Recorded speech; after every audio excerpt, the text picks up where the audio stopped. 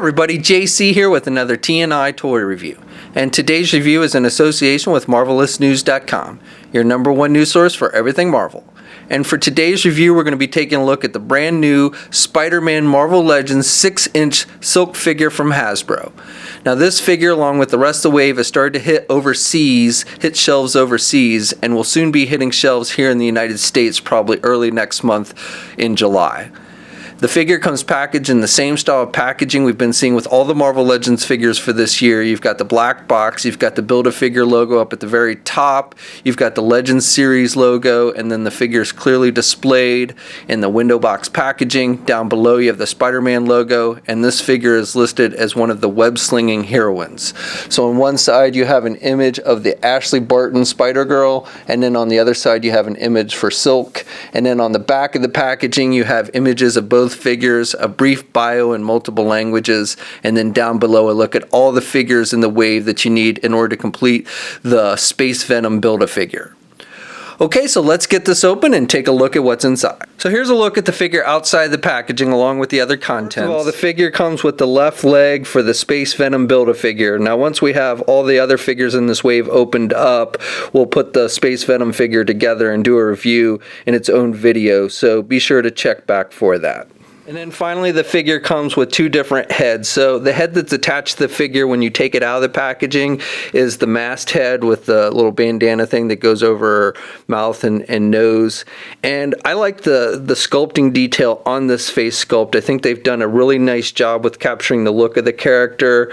Good paint applications on it with the eyes and the skin tone. And you even got some wash work in the hair here. So you got some lighter blue stripes throughout the black colored hair. And I like the way the hair is sculpted. It is a harder plastic. It has a little flexibility to it. You've got these little strands of hair that are softer plastic. So again, I like the sculpting of this face and think they've done a really nice job. Even things like the eyelashes on the eyes I think is a nice touch to this figure. The second head is an unmasked head, and it looks virtually the same other than it doesn't have the bandana over her nose and mouth.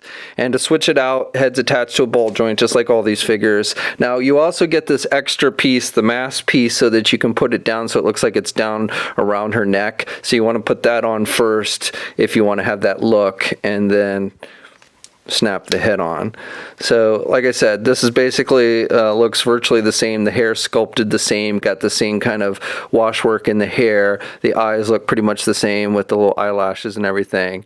And then you've got the red lips and the nose and everything you can see on this one. And again, I think they've done a really nice job of capturing the look of the character with these head sculpts. For the figure itself, this seems to be mostly a reuse of the Kate Bishop figure that came in the Toys R Us 3-pack.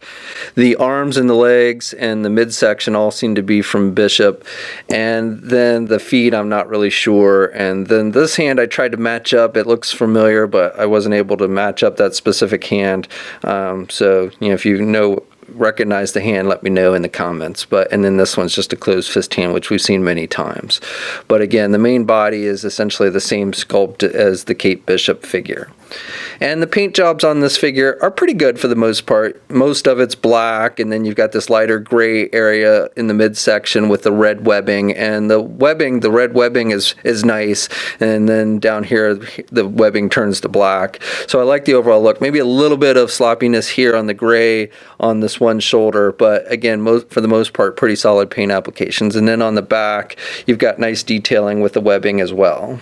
And on the hands, you've got these fingers that stick out, and you've got two of the fingers are red and the rest is black, and then same with the closed fisted one, you can see the two red fingers. This figure stands just a little bit under 6 1/4 inches tall. Here's a comparison with the Kate Bishop figure, and they're pretty much the same height. Here's a comparison with some other female Marvel Legends figures. So we've got the Black Cat, Spider-Woman, and Spider-Gwen, and Silk is about the same height as Black Cat and Spider-Woman, and a little bit taller than Gwen. And finally, here's a comparison with the pizza-eating Spider-Man figure, and they're pretty close to the same height.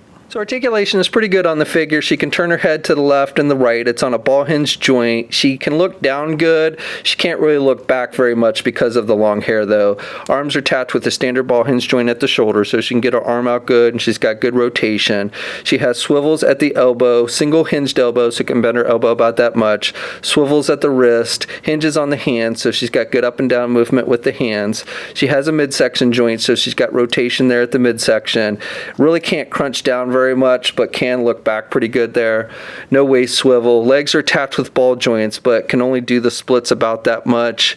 Can get her leg forward decently, but because of the butt, can't really do her legs back. Has a thigh swivel, double hinged knee, so good bending at the knee. Then she has hinges on the feet, so she's got good down movement, okay up movement, and she does have ankle pivot. And 2 peg holes on the bottom of her feet. Okay, so that's my review. Overall, I like this figure. I definitely like the head sculpts with this one, and again, I'm definitely liking that we're getting multiple heads with these figures more and more. Overall paint applications are decent, and articulation on this figure is pretty good as well. I'm not super familiar with this character, but from what I've seen and everything, I think this figure is a good representation of her and would be one that you'd want to add to your collection. So as I mentioned before, this figure along with the rest of the wave is starting to hit overseas and should start hitting here in the United States as early as next month, July. We'll have a full gallery of images up at marvelousnews.com. There'll be a link in the video description below. As always, leave a comment, let us know what you think. If you're so inclined, please like the video. Also, if you haven't already, please follow me on my Facebook and or Twitter pages. I'll have links to those in the video description as well. And until next time, I'll catch you later.